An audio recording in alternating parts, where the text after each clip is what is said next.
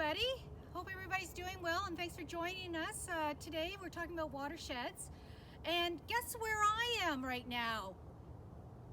So I see a field behind me, so yeah, I'm in the country, but I'm in the Grand River watershed, and I bet you are too. If you live in Waterloo region or Wellington County or the city of Guelph, you're with me as well in the Grand River watershed.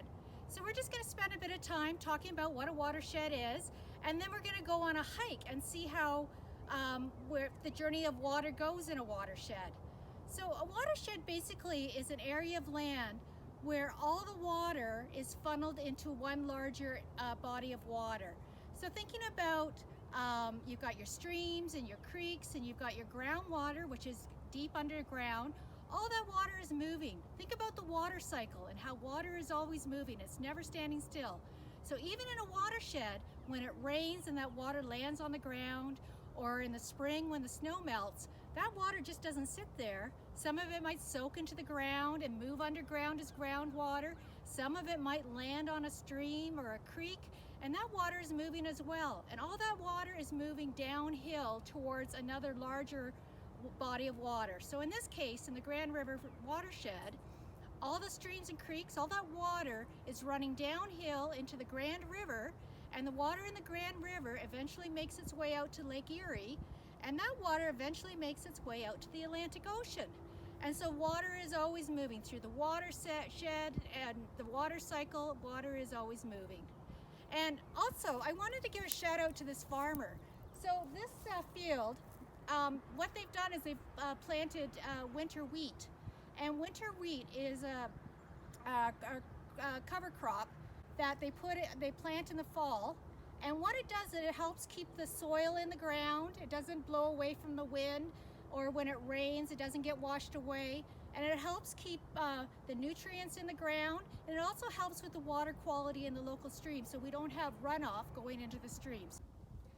So I'm here at the top of the hill, and what I want to do is I want to show you how water flows down a hill. So I have a watering can, and this is going to be our rainwater. So we're going to make it rain, and then just watch where the water goes. It doesn't go uphill, it goes downhill.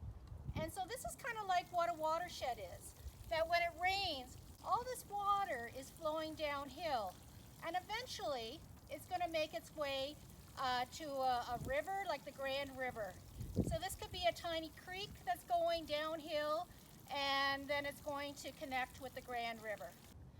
All right, so we are going to go for a walk and follow the path water takes down to the Grand River, just to show how the watershed works. So right now we're at the start of this little creek, and so it's kind of like a swampy area, wetland area. So where do you think that water comes from? So it could come from rain, it could come from melted snow, and some of it, remember we talked about that when it rains and the water goes into the ground, it becomes groundwater. Some of that groundwater is going to seep up to the surface again, and in this case it's a wetland area, and then that water is flowing downhill. So we're going to follow where this water goes from here, from the wetland. All right, so we're farther downstream from the wetland, and as you can see, there's a little tiny waterfall. So you can tell that the water is going downhill, and we're going to continue following to see where it goes from here. Okay, so we're still on our way down to the Grand River. You can see how the water is moving downhill, and it's flowing at a nice speed. And so we're going to keep walking, and we'll be at the Grand River pretty soon now.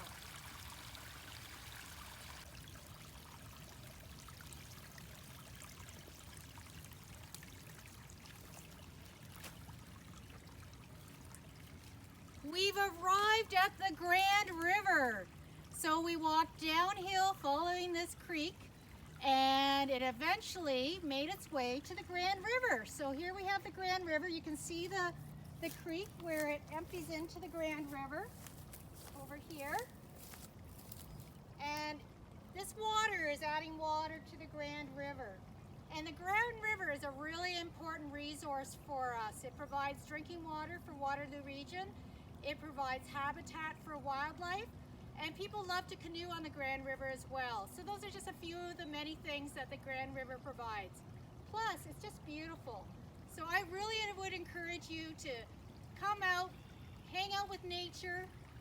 Even if it's raining, you can wear your appropriate rubber boots and your raincoat and just get out and enjoy yourself.